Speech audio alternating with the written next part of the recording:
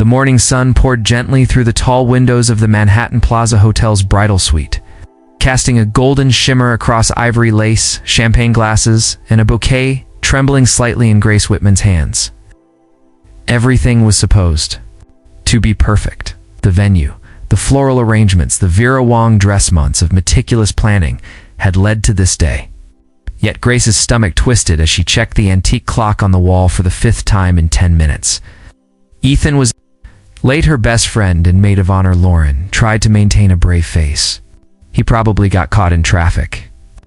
"You know, Ethan, he wants everything to be flawless," she said, forcing a smile. But Grace noticed the flicker of concern behind her friend's eyes. Grace tried to breathe, pressing a hand to her chest as if she could steady the panic climbing higher by the second. Ethan Caldwell, heir to the Caldwell investment empire and her fiancé of 14 months, was not the kind of man who arrived late to anything, especially not his own wedding. He was meticulous, always in control. Or so she had believed. Then, the knock came. It wasn't Ethan. It was the hotel's event coordinator, pale-faced and stiff. Behind her stood the officiant, who stepped forward solemnly. "Miss Whitman," he said gently, "I'm so sorry. You've just been informed. Mr. Caldwell won't be coming." Grace froze. The words didn't compute. It was like her brain refused to register the information. Her veil trembled. Her lips parted, but no sound came out. Then, as if something cracked inside her, she stumbled back against the vanity table. A gasp escaped, and then came the tears uncontrolled, smearing her makeup, falling onto her gown like ink on a wedding invitation. No, this must be some mistake," she whispered. But no one answered. Everyone stood still, unsure of how to hold the weight of someone else's heartbreak. Grace turned and ran. She fled the suite, down the grand marble staircase, past the shocked guests still sipping champagne, and out onto the cold Manhattan sidewalk. Her heels clicked sharply against the pavement, her white dress dragging behind her like a fallen curtain. Across the street, unseen, Ethan Caldwell sat in the back seat of a black town car. He watched Grace flee, her figure dissolving into traffic and tears. His mother's final words echoed in his ears. "You marry her, and I'll cut you off. Think about your future, Ethan." And like a coward, he had listened. Grace didn't say goodbye to anyone. She packed a single suitcase, barely enough for a weekend, let alone a new life, and boarded the first bus out of New York before sunrise the next day. No forwarding address, no last-minute phone calls, just a coat too thin for early spring, and a silence that pressed against her ribs like a tightening corset. Her phone vibrated endlessly for hours.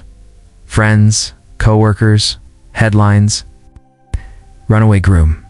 The tabloids had already branded it, though she was the one who had been left behind. She turned the device off, dropped it into a trash can at a bus station in New Jersey, and never looked back. She didn't know exactly where she was going, just that she needed to get far enough away that Ethan Caldwell's name couldn't reach her ears, couldn't twist the knife deeper. Eventually, the bus hissed to a stop in a quiet Vermont town with just enough charm and just little enough memory. Maple Hollow. That was all she needed. A place to breathe without being pitied. Grace found a small, sparsely furnished room above.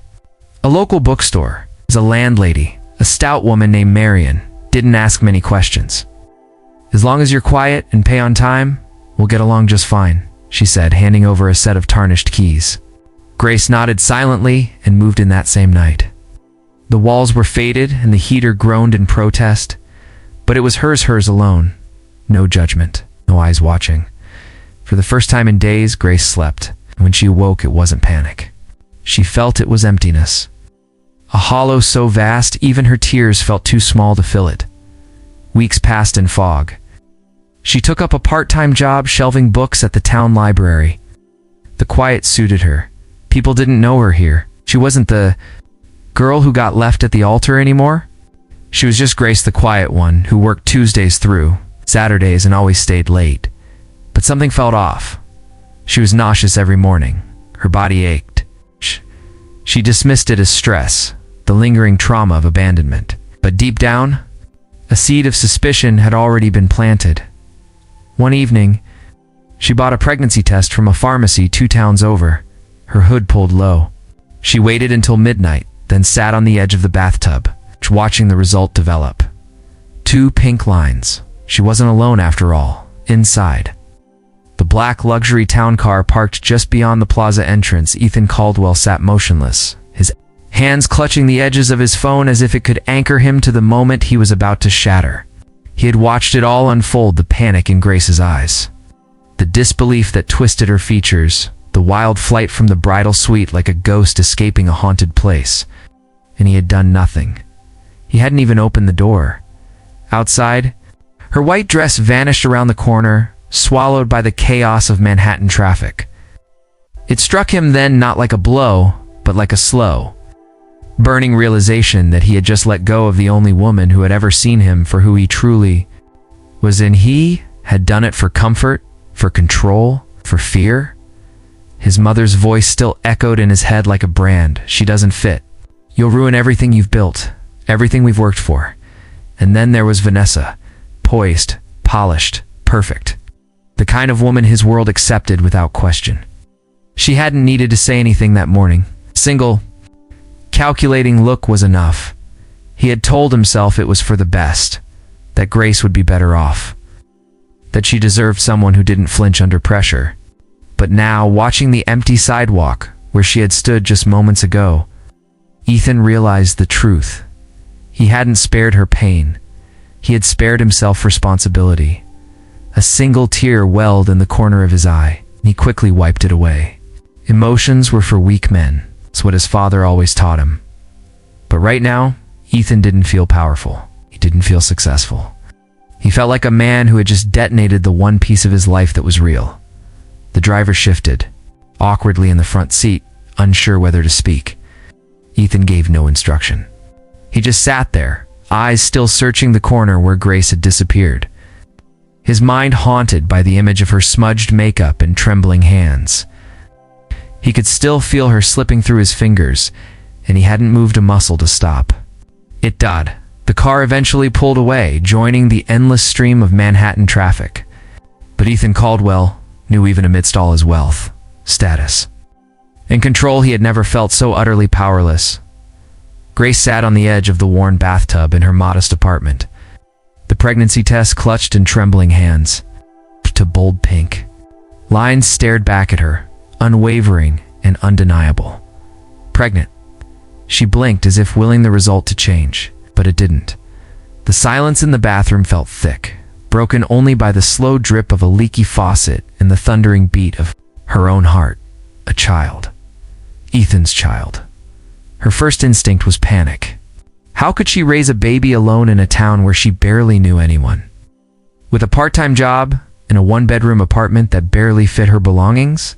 She pressed her hand to her stomach, her eyes stinging. Ow. The betrayal was still fresh, the ache still raw. But now, it came with a strange undercurrent, a flicker of something new. Something that felt like purpose. "This child is mine," she whispered, "and I will love them enough for both of us." Grace scheduled an appointment at the local women's clinic the next morning. She told herself it was just to confirm the pregnancy, to figure out what came next. But nothing could have prepared her for what the ultrasound would reveal. The doctor smiled warmly as she applied the gel and moved the probe across Grace's abdomen. She said, watching the screen, "I hope you're ready for a big family." Grace furrowed her brow. "A big what?" The doctor turned the screen toward her. "Congratulations, Grace. You're not just having one baby, you're having 4. Grace's breath hitched. 4, as in 4 babies. Quadruplets, the doctor confirmed gently, as if easing her into the storm. The room spun. Her fingers clutched the examination table. She wasn't sure whether to laugh or faint. A single child was already overwhelming for felt impossible. Her mouth moved before her brain could catch up. "Will I be able to do this?" The doctor placed a kind hand on her shoulder. "Mothers always find a way." And in that moment, Grace knew there was no turning back. These weren't just babies. They were her reason to survive, to grow, to rebuild. Ethan may have abandoned her, but she would not abandon them.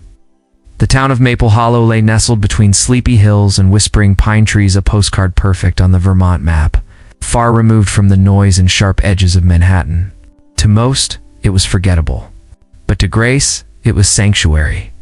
She found a rental on the edge of town, a weathered white cottage with green shutters and a sloping porch that creaked when the wind blew.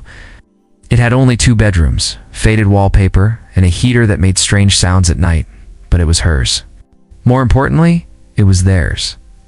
By the time she reached her second trimester, Grace had secured a part-time position at the Maple Hollow Public Library, a quiet building tucked beside a church and a general store. She spent her days cataloging dusty novels, reading to local school children, and restocking shelves while her belly grew heavier, rounder, more real. No one in town asked too many questions. The people here were polite but distant, their curiosity softened by New England restraint. She liked it that way. In the evenings, Grace would sit on the porch swing with a cup of tea, her hands resting gently over her belly, talking softly to the tiny lives stirring within her. She gave them nicknames before they were born: Button, Pebble, Star, and Kikich, with their own rhythm and quirks.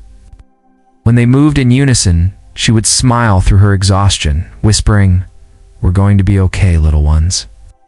Promise." By the time the babies arrived but healthy, Grace had saved enough for cribs, bottles, and a mountain of diapers. The town nurse, an older woman named Maggie, checked on her weekly, offering both medical help and warmth when loneliness crept in. Grace never once contacted Ethan, not out of bitterness, but because she refused to give her children anything less than full-hearted love. And he had forfeited that right. Days turned into weeks, weeks into months. Her life fell into rhythm. Feeding, changing, rocking, and working. The house was never quiet. The laundry never stopped. And yet her heart felt more whole than it ever had, in the corners of her humble home, among picture books, teething rings, and lullabies. Grace was slowly building something sacred, something unshakable, a life no one could take from her. There were nights when Grace cried into a pillow so the babies wouldn't hear. Nights when she stared at the cracked ceiling, counting overdue bills instead of sheep, praying that the formula would last until payday. And yet, each time she reached her breaking point, one of them would smile in their sleep or giggle in a way that made the entire world tilt back into place. They were her reason to breathe. Caleb, the firstborn by just a minute, was always the curious one, wide and observant, constantly tugging at her necklace or staring at shadows on the wall as if deciphering the universe. Jude came next, soft-hearted and serene, the one who liked to be held close, nestling his face into her neck during storms. Max, her wild card, had a laugh so infectious it could lift Grace out of the deepest fog. And then there was Eli, the little leader, already showing signs of fierce independence. Even before he could crawl, each child brought chaos, yes, but also color. The cottage, once filled with silence and dust, now rang with lullabies. Playful squeals and the shuffle of tiny socks across hardwood floors. There were baby bottles in every room, burp cloths hanging from doorknobs, and the constant rattle of laundry tumbling in the dryer. Grace often felt like she was spinning inside a whirlwind, but it was their whirlwind, and she wouldn't trade it for the world. She learned to do things. Handed diapering Max while rocking Jude's bassinet, with her foot, spoon-feeding Caleb while holding Eli against her hip. It was a ballet of survival, choreographed through exhaustion and pure maternal willpower. And people said, "I don't know how you do it." Grace would just smile. Because the truth was, she didn't know either. She just did. Love made it possible. Every milestone, first smiles, first wobbly steps, first words zecked itself into her soul like poetry. And every time someone in town would casually mention how strong she was, she'd glance at her children and think, no, it's them. They're the strong ones. Just follow their lead. Her life was far from easy, but it was full. And in that fullness, Grace found the kind of joy no wealth or wedding could have ever given her.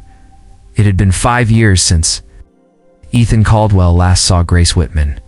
5 years since that cold morning in Manhattan when he chose silence over courage, comfort over love, And yet, not a single day passed without some part of her lingering in the corners of his memory. He had tried to move on new projects, new cities, even a new fiancé, but nothing fit. Nothing. Silence, the quiet ache of wondering what could have been. He never expected fate to slap him across the face on a sunny afternoon in Maple Hollow, a town he hadn't planned to stop, and until a blown tire on his Tesla forced a detour. Waiting at the auto shop with hours to kill, he wandered toward the town square, drawn by the sound of children's laughter echoing from the park. And there she was, Grace, sitting on a bench beneath a maple tree, her hair longer now, swept into a low braid. She looked older, not tired, but fuller, seasoned by life, by something deep and unshakable. Around her danced four boys, each barely 5 years old, chasing bubbles with squeals and energy that made the air feel brighter. Ethan's breath caught in his throat. The resemblance was impossible to miss. One boy blonde, exactly like his childhood photo. Another had his smirk. The third had the same stubborn chin his mother used to tease. And the fourth, the eyes. Ethan staggered back a step, heart pounding. He had children. Grace hadn't just moved on. She had built an entire life without him. He stood there frozen, watching them watching her. She hadn't noticed him yet, too focused on making sure no one fell off the slide. There was a gentleness in her, but also a steel beneath it, something unbreakable. It wasn't the Grace he had left behind in silken tears. This woman was someone forged by fire. Ethan's mouth was dry, his palms clammy. Every part of him wanted to run, but his feet stayed rooted, because in those four boys, didn't just see DNA. He saw what he had lost, what he had abandoned, and what, for the first time in years, he desperately wished he had the courage to fight for. The moment Grace locked eyes with Ethan in the park, time seemed to stumble. She froze mid-step, gripping Eli's tiny backpack as if it were a shield. Her lips parted slightly, not in greeting, but in pure disbelief.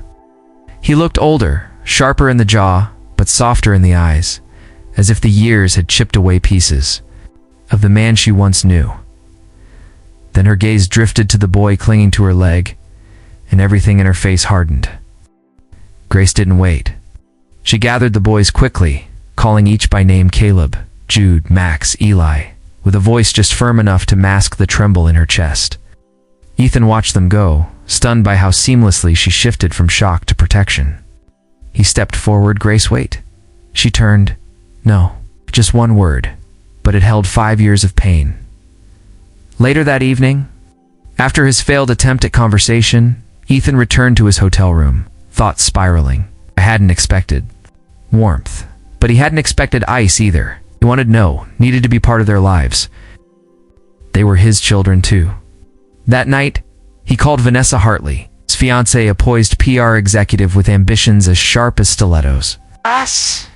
She listened carefully as he recounted what happened. Silence stretched on the line before she finally spoke. She has no right to keep them from you, Vanessa said, her tone cold, calculated. You're their father. Use the law. You have the resources. You can win. Ethan hesitated. He hated the idea of dragging Grace into court. An image of 4 boys playing without ever knowing who he was, it gnawed him. Still, something in Vanessa's voice gave him pause. She didn't sound like someone trying to mend a family. She sounded like someone planning a takeover. You think going legal is the best way? He asked. Vanessa didn't miss a beat. The only way. Otherwise, she controls the narrative and you'll be nothing more than a footnote. By morning, the decision was made. Grace opened the mailbox outside her small home 2 days later to find an envelope with Caldwell and Associates Legal Group emblazoned in silver. Her hands trembled as she read the words, "Petition for joint custody." Tears welled in her eyes, not out of surprise, but rage. Ethan hadn't just found them. He was going to try and take them. Grace hadn't spoken to Rachel Linwood in over a year. But when she opened the custody petition, her fingers moved to her phone, almost instinctively. Rachel was more than just a skilled family, Attorney She was Grace's closest friend from college, the one who had once held her hand through midterms, heartbreaks, and hangovers. And now, Grace needed her again, not as a friend, but as a shield. Rachel didn't hesitate. She was on the next train from Boston, trench coat flapping and legal pad in hand. "You look good," she said, upon arrival, giving Grace a quick once-over before her eyes softened. "But I can see it. You're tired." Grace gave a hollow laugh. "Tired is my new personality." They sat at the kitchen table while their boys napped upstairs, and Grace slid the legal notice across the surface. Rachel scanned it silently, her brows knitting into a hard line. "He's going for joint custody?" she asked, tone flat. Grace nodded. "He just showed up in the park. Saw them. And then this." Her voice cracked. "He doesn't know them. He wasn't there for them." Rachel exhaled through her nose. "He has money. He has influence. And that PR perfect fiancé of his. She'll spin this like a Lifetime movie. But you," she tapped Grace's chest, "you have something stronger. You have proof. 5 years of diapers, sleepless nights, school pickups. You're not just their mother, you're their world." Grace's shoulders sagged with a mix of relief and anxiety. "Do you really think we can win?" Rachel gave her a look. "We're not here to win. We're here to protect. Ethan wants in. He's going to have to fight through me first." In the following weeks, Rachel transformed Grace's home into legal headquarters. She interviewed neighbors, gathered pediatric records, collected photos of every birthday party. In parent-teacher conference Grace had attended alone. Everything was cataloged, labeled, and ready for war. Meanwhile, Ethan's team began sending formal requests, visitation proposals, family counseling suggestions, and even a glossy pamphlet on co-parenting. But Grace wasn't interested in glossy. She was interested in truth, because no matter how wealthy Ethan was, no matter how good his suits or how polished his lawyers, he had abandoned them, and Grace had built a life from the ashes he left behind. Now, she was ready to defend it. The courtroom in Montpelier family court was quiet. It's almost too quiet, like the calm before a storm. Grace sat stiffly at the petitioner's table, her palms pressed flat against her skirt to hide the tremble in her fingers. Rachel sat beside her, flipping through a binder of neatly labeled documents. Across the room, Ethan adjusted his cufflinks and leaned in to whisper something to his high-powered attorney, a man with a voice like smooth concrete. He looked confident.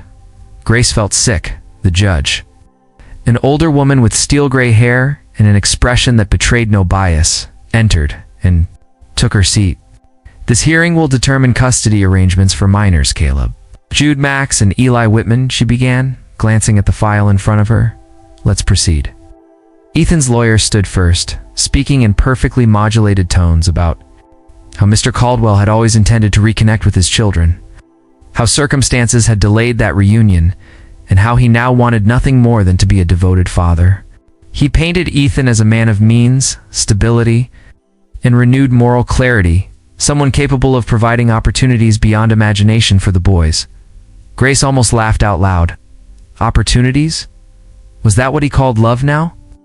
When it was Rachel's turn, she didn't waste time. She walked the court through 5 years of solo parenting, highlighting Grace's full-time devotion to the boys, their school records, pediatric visits, birthday videos, and even homemade crafts. With mommy scribbled in crayon, she presented photos of Grace holding Max's hand after surgery, dancing with Caleb in the living room, comforting Jude during a thunderstorm, helping Eli with a school project. "These boys don't need a man with a private jet," Rachel said, her voice cutting through the room like glass. "They need someone who was there when they took their first steps. Someone who knows which twin is scared of the dark and which one likes blueberries in his pancakes. That someone is Grace." Ethan didn't look at Grace, not once during the testimony. But when Rachel finished, he finally raised his eyes and met hers. There was no hatred there, just regret.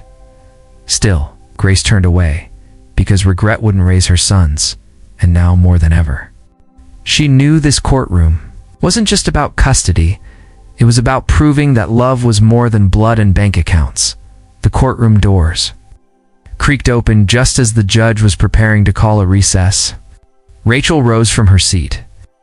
Your Honor, the petitioner requests to call one additional witness, Ms. Morgan Easton.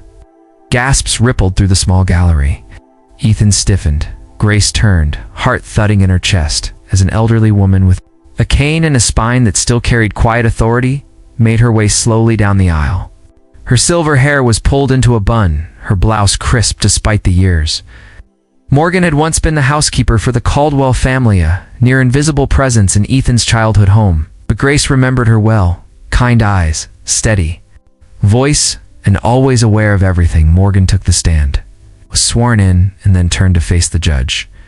I worked for the Caldwell family for 21 years, she began, her voice clear despite her age.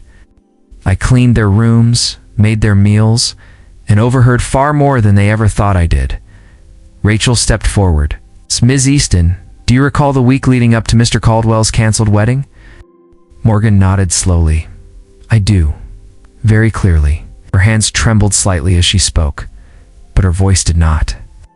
Ethan wanted to marry Grace. That much was certain. He was nervous, but he was in love, and his mother, Mrs. Evelyn Caldwell, intervened. She called a meeting with him and Vanessa Hartley. Grace's breath caught. Ethan's lawyer rose to object, but the judge motioned for Morgan to continue. They told Ethan that marrying Grace would destroy his career, she said, voice steady. That it would taint the Caldwell name. His mother said she would cut him off financially. Vanessa sat next to her, silent but smiling, like it was all part of the plan. Ethan finally looked up, his face pale. I saw Vanessa's hand. Evelyn, a copy of a press release, Morgan added, her voice lowering. It was a draft, announcing that the wedding had been postponed due to a family emergency. It was dated 2 days before Grace ever put on that dress. The room was silent. Ethan's expression crumbled. He looked at Vanessa, who sat behind him, her posture suddenly rigid. Vanessa opened her mouth, but no defense came. Grace watched it all unfold, the lies unraveling like stitches in a suit too tight to hold. For 5 years, she had carried the weight of unanswered questions. Now she had answers. And Ethan, he had the truth, but it came far too late. The courtroom was silent in the wake of Morgan's testimony, so silent, in fact, that even the ticking of the wall clock felt deafening. The judge had called a short recess to review the statements and supporting documents. Grace remained seated, her fingers tightly laced in her lap, as Rachel leaned over to whisper, that was the turning point. We just pulled the rug out from under them. Across the aisle, Ethan sat as if he'd forgotten how to move. His hands dangled between his knees, and his face was ashen. Vanessa, on the other hand, stood rigidly, whispering frantically to Ethan's lawyer. Her carefully curated calm had cracked, revealing something colder and more desperate beneath the surface.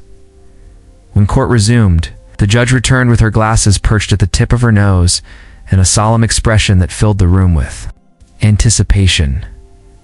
After reviewing testimony, supporting evidence, and the statements from both parties, she began, this court recognizes that Mr. Ethan Caldwell is biologically the father of the 4 minors in question and has expressed a desire to be involved in their lives moving forward. Ethan straightened, hope flickering in his eyes. However, the judge continued. Turning her gaze toward Grace, Ms. Grace Whitman has demonstrated an extraordinary level of commitment, care, and emotional investment in raising these children. On her own for the past 5 years, this court finds no reason to disturb the existing custodial environment. She took a breath. Therefore, primary custody will remain with Ms. Whitman. Mr. Caldwell is granted structured visitation rights, with regular review by the court to ensure the children's best interests remain protected.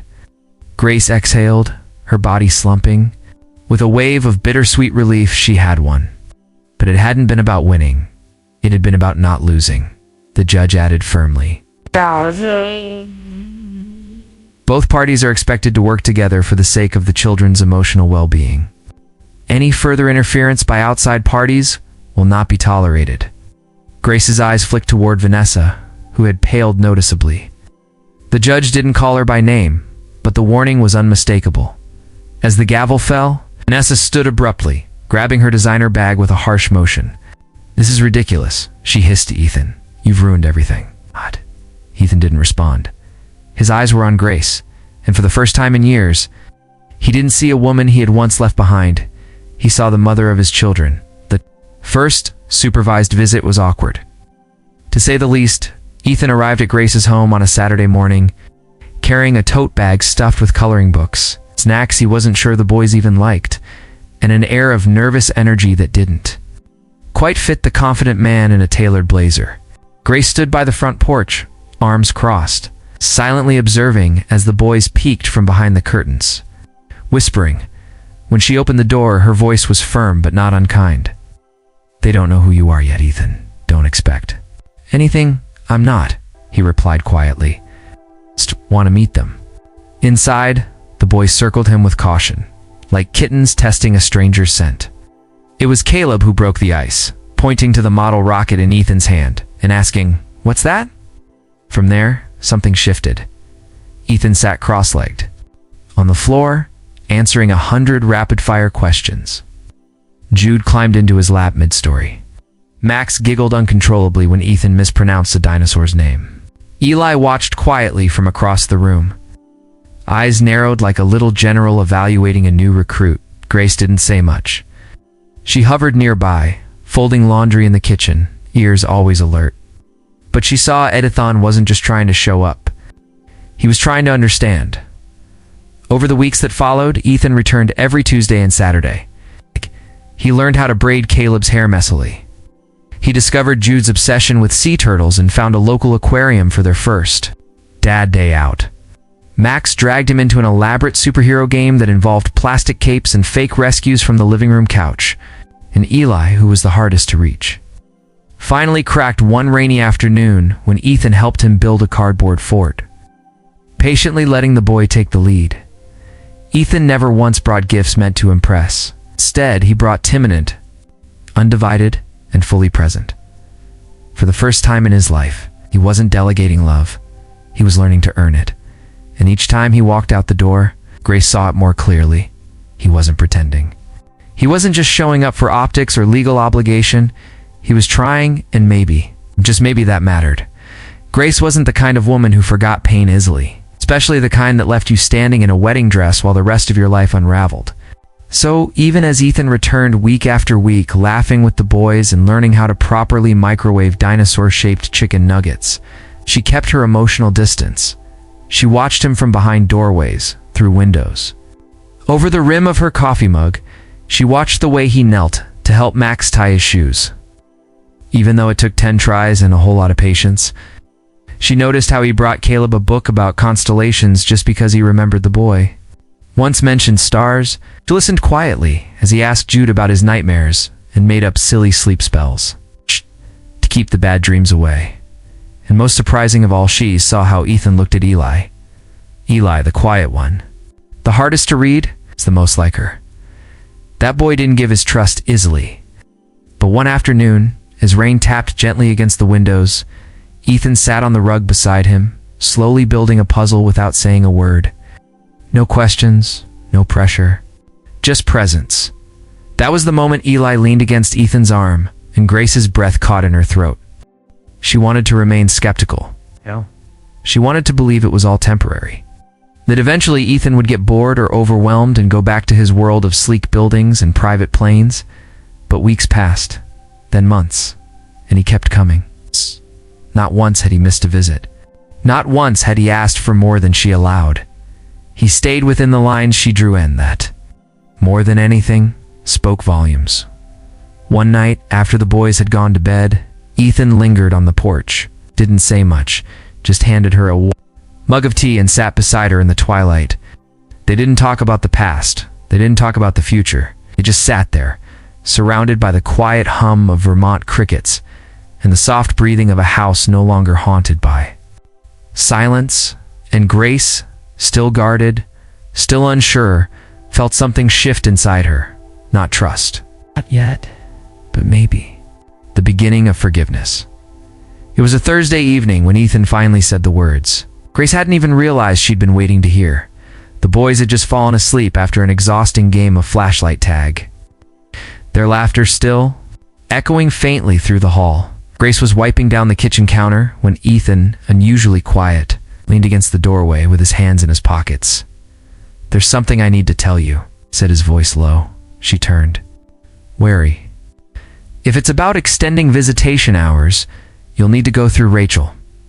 "It's not that," he said quickly. "It's about ... What happened?"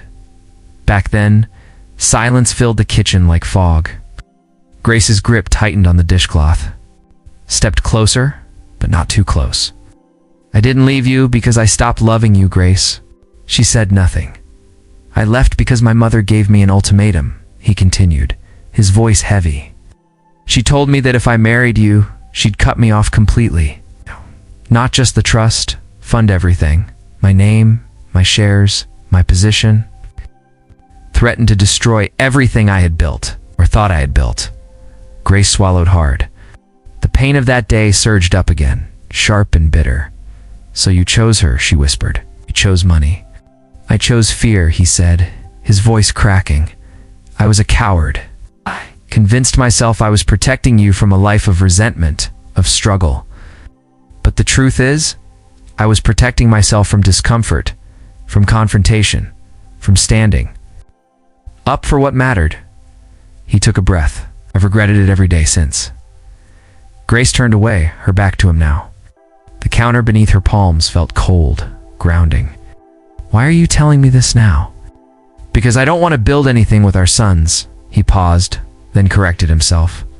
"Your son's on a lie. And because, if I ever want your forgiveness, you deserve the truth." The room stayed still. Then slowly, Grace turned around. Her eyes weren't warm, but they weren't ice either. "I deserved the truth back then," she said quietly. "But I'll take it now because they deserve better than we had." And for the first time, Ethan saw something in her eyes that gave him hope. Not absolution, but maybe a second chance. The field outside Maple Hollow bloomed with wildflowers that stretched endlessly beneath a summer sky.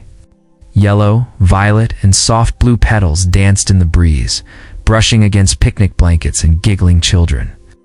The boys ran ahead, Caleb chasing Max with a stick shaped like a sword, Jude picking flowers for Mommy's hair, and Eli marching solemnly with a basket of juice boxes like it were a royal mission. Grace stood barefoot near the edge of the meadow, her sundress catching the wind, watching her sons with a softness that only time could create. Ethan was quiet that day. Quieter than usual. He'd spent the morning checking and rechecking the picnic basket, making sure the sandwiches were cut just right, the watermelon slices packed cold, and that the old guitar he'd dusted off wasn't missing a string. It wasn't. Nerves it was reverence. Like he was preparing for something sacred. After lunch, as the boys tumbled into a game of who's fastest, Ethan took Grace's hand gently. "Walk with me?" he asked. She gave him a wary glance but nodded. They strolled a little farther, just enough that the boys were out of earshot, but still within sight. Grace knew something was different the moment Ethan stopped near a patch of Queen Anne's lace and turned to face her fully. His hands were shaking slightly, not from fear, but from something deeper. Vulnerability. "I've loved you since the moment. You fell asleep on my shoulder during that god-awful documentary in college," he began, voice raw. "But I didn't fight for you when it mattered. I let fear make my choices. I lost more than I ever realized." Grace blinked, caught off guard by the sudden weight of his words. "I've seen what kind of life you built without me, and it's the most beautiful thing I've ever witnessed. But if there's any space left, I want to build what comes next with you." He reached into his pocket and pulled out a small, weathered box. No brand, no flash. Just a simple silver ring with a tiny, soft blue stone. Something timeless. "Grace Whitman," he said, kneeling gently on one knee. "Will you marry me not because we have children, not because we have history, but because I'm finally the man who should have fought for you all along?" She didn't cry. She didn't gasp. She smiled and whispered, "Yes." The wedding wasn't grand. There were no chandeliers or velvet drapes, no guest lists filled with socialites or CEOs. Instead, there was a small garden tucked behind Maple Hollow's historic chapel, wrapped in string lights and buzzing softly with fireflies. The air smelled like honeysuckle and warm grass, and the sun dipped low over the hills, casting everything in gold. Grace wore a soft ivory dress with lace sleeves that fluttered at her wrists. Her hair was pinned back with fresh daisies, courtesy of Jude, who had declared himself flower manager 2 days earlier and had taken the role with great seriousness. She held a bouquet of wildflowers, handpicked that morning by all 4 boys. Ethan stood beneath a wooden arch Caleb had helped decorate, adjusting his tie with nervous fingers. It wasn't his usual designer suit, just a clean gray vest and rolled sleeves. Simpler, more human. More him and the boys. They were everywhere. Caleb, proud and meticulous, carried the rings in a tiny velvet pouch. He refused to let anyone else touch, not even Ethan. Jude, ever thoughtful, had insisted on handing out flower petals to every guest, including the pastor. Max, with a grin that stretched ear to ear, had been assigned official giggle spreader and took it upon himself to tell everyone that his parents were getting married, because they finally stopped being stubborn. And Eli, quiet and composed, walked Grace down the aisle with a seriousness that broke more than one heart in the front row. There were only 20 guest neighbors. Rachel, the lawyer friend, turned family, and even Marion, the landlady who had once handed Grace the keys to a new beginning. The boys sat in the front row, legs swinging, whispering excitedly to one another as Grace and Ethan exchanged vows written on pages torn from an old library journal. "I promise to never run from hard things again," Ethan said, voice thick.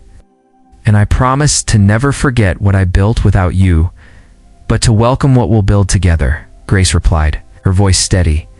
When the kiss came, it wasn't cinematic. It was quiet, warm, and full of everything that had been missing for 5 long years. Later that evening, though the last slice of homemade pie had been served and the lanterns above the garden began to flicker like stars, Grace and Ethan sat on the porch steps of their new home barefoot, hand in hand, watching the boys chase lightning bugs across the lawn. The night hummed with laughter, warmth, and something softer than either of them had known for years: peace. Just as Grace leaned her head onto Ethan's shoulder, Eli appeared, cradling something behind his back. "We made you something," he said, his little voice steady with purpose. The other 3 trailed behind him, Caleb grinning nervously, Jude biting his lip, and Max bouncing on his heels like a sparkler waiting to ignite. Ethan tilted his head. "Oh yeah, what is it, bud?" Caleb stepped forward and held out a thick, handmade scrapbook tied together with yarn and construction paper tabs. Across the front, in giant, clumsy block letters drawn in crayon, it read, "OUR family is forever." Grace took it in her hands, her fingers already trembling. The first page was a drawing of their family in stick figure form, Mommy in a flowy dress, Daddy with big shoes, and 4 little boys smiling under a sun with sunglasses. The next page had photos Max had secretly borrowed from Grace's phone. Breakfast messes, library visits, nap piles, and pajama dance parties. Jude had added glitter to the edges and stickers in every available corner. One page was just for Ethan. Daddy built a treehouse. It read in blocky red letters. Underneath was a picture of Ethan balancing on a ladder, tongue sticking out in concentration. While the boys pointed and laughed from below, Grace turned page after page, her eyes misting, her heart swelling. On the last page was a simple message, written in Caleb's careful penmanship. "We don't remember before, Daddy, but we remember now. And now is forever." Grace covered her mouth with her hand. Ethan wiped his eyes and gave a quiet laugh, pulling the boys into a group hug, so tight it looked like the world had collapsed into one glowing center. And as Grace looked at them, her sons, her husband, her family, she realized something powerful. Love wasn't always loud. Sometimes it came in stick figures and glitter glue, and sometimes it was forever. Sometimes the people who break us the most are the ones who return asking to rebuild. Grace's journey reminds us that forgiveness is never weakness.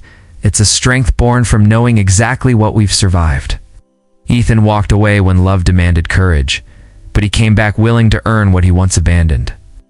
This story isn't just about a millionaire finding redemption. It's about a mother who built a world from nothing and still had the heart to let someone in. Our Family is Forever isn't just a title made of crayon and hope. It's a declaration that love, when rooted in truth and effort, can outgrow even the deepest scars. Family isn't perfect. It's chosen, it's protected. Sometimes it's given a second chance.